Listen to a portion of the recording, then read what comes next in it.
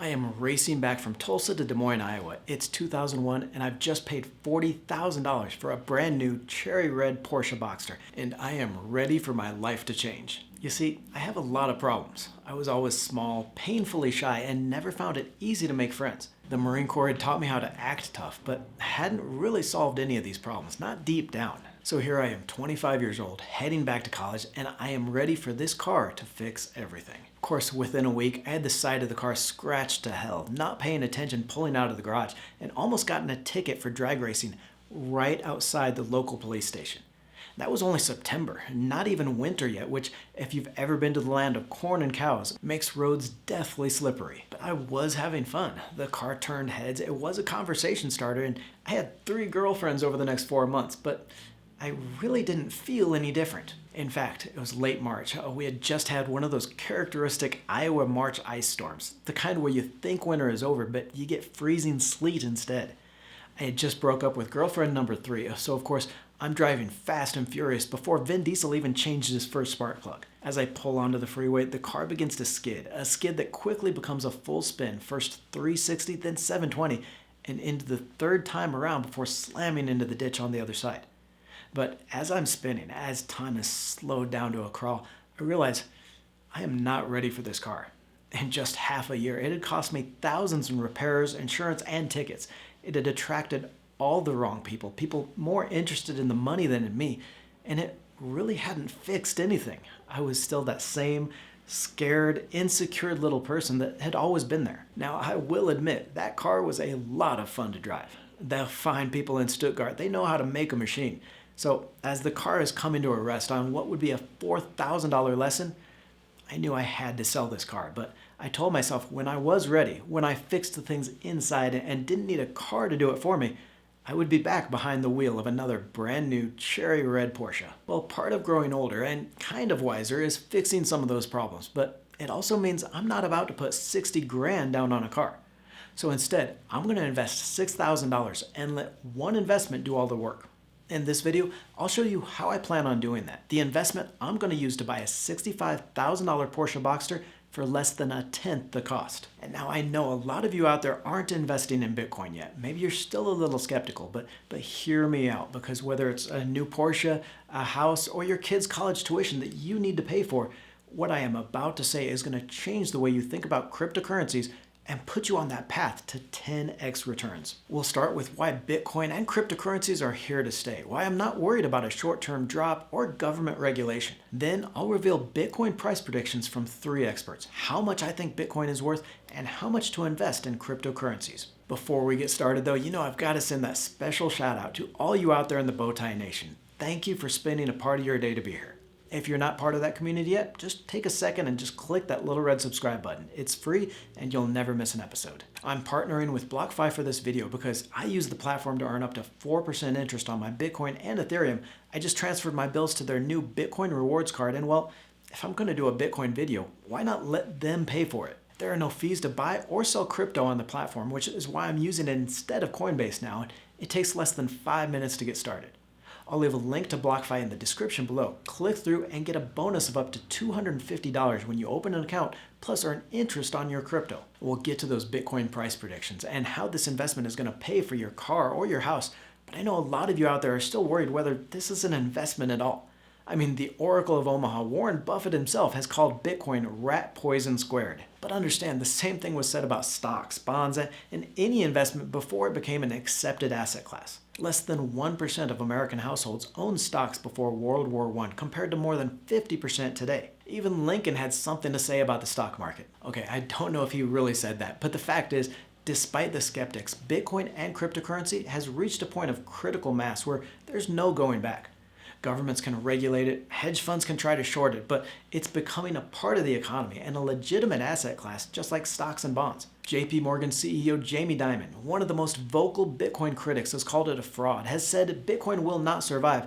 Just last week announced the largest bank in the United States with $3.2 trillion in assets would launch a series of cryptocurrency investment funds. And now 2 things specifically point to the future in Bitcoin as an investment. The idea that it's reached that level of critical mass where nothing is going to stop its development. First here is just the rise of Bitcoin mining in the US economy. States are scrambling to attract large-scale Bitcoin mining operations after being kicked out of China. Texas, where 36% of the state's electricity comes from renewable sources, is aggressively reaching out to build cryptocurrency into the economy. One company alone, Bit Mining, recently invested $26 million into a 57 megawatt data center in Texas, creating hundreds of jobs in the process. Right now, Bitcoin investors are worried about that government regulation, but Washington creates policies that gets votes. They're not going to kill an industry that states are actively targeting for growth. Another reason, and this is going to be critical for the Bitcoin price predictions that we're going to look at next, but cryptocurrencies are about to see a wave of investment dollars from those big money players.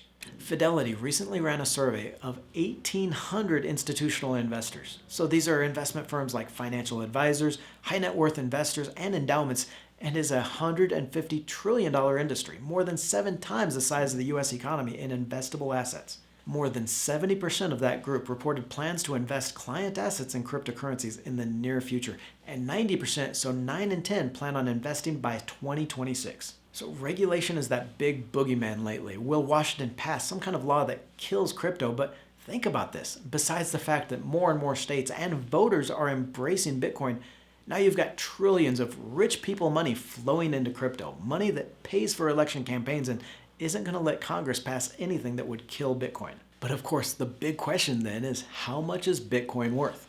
How do we get from about 40,000 per Bitcoin now to that 10 times return to turn the 6,000 into 60,000? So let's look at 3 Bitcoin price predictions, each from different analysis, and then I'll show you how much I'm investing in Bitcoin and how much to invest in your own portfolio. Our first price estimate is from venture capital investor Tim Draper, who has made billions as an early investor in Twitter, Skype, and Tesla. Draper points to the limited supply of Bitcoin, so there will only ever be 21 million Bitcoins max, and says that Bitcoin is sort of like Microsoft is for software or Amazon to e-commerce world.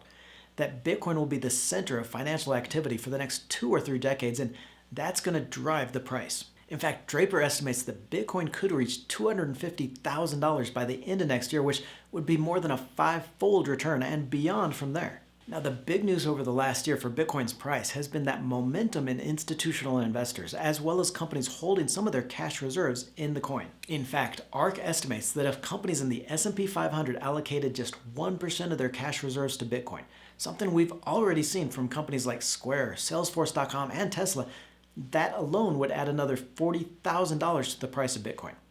And a 10% allocation would take it $400,000 higher. The value of the US dollar against a basket of currencies lost 12% last year, and inflation is rising by more than 4.5% a year.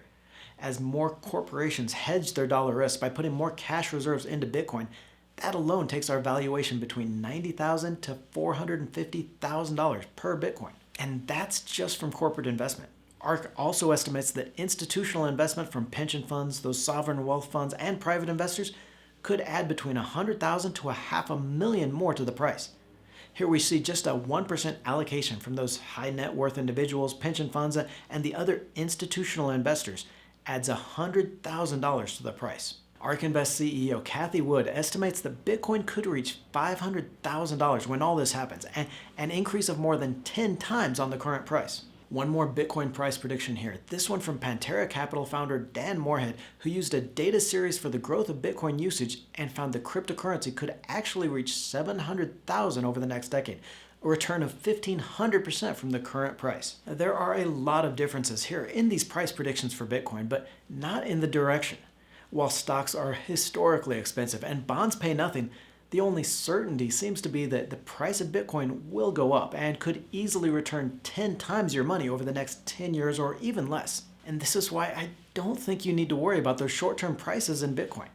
I spent a lot of time studying the daily and monthly price changes when I started investing, trying to analyze Bitcoin's price and wait for those big drops. But then looking at this longer-term picture totally changed how I invest. Is Bitcoin still risky? You bet your ass it is, and it could drop back down to 30,000 or even 20,000 in the next month, which admittedly would suck and turn the rest of my hair gray, but in 5 years, even on those low estimates for $200,000 or to $400,000 per Bitcoin, that $40,000 price is going to seem like a steal.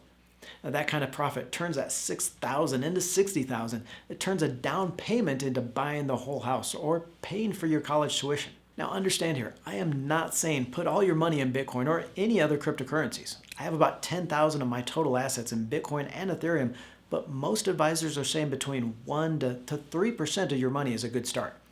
I think you could probably up that to 5%. So for example, if you have $10,000 in investments right now, maybe you invest $500 of that into Bitcoin. Now, I recently highlighted a way to earn free Bitcoin through the new BlockFi Rewards card, a great way to get cash back and grow your Bitcoin investment. So I'm going to leave a link to that in the video description below. Check out that video in the description below, or click on the video to the right for a review of 7 cryptocurrency exchanges, the pros and cons of each, and why I'm using one in particular. Don't forget to join the Let's Talk Money community by tapping that subscribe button and clicking the bell notification.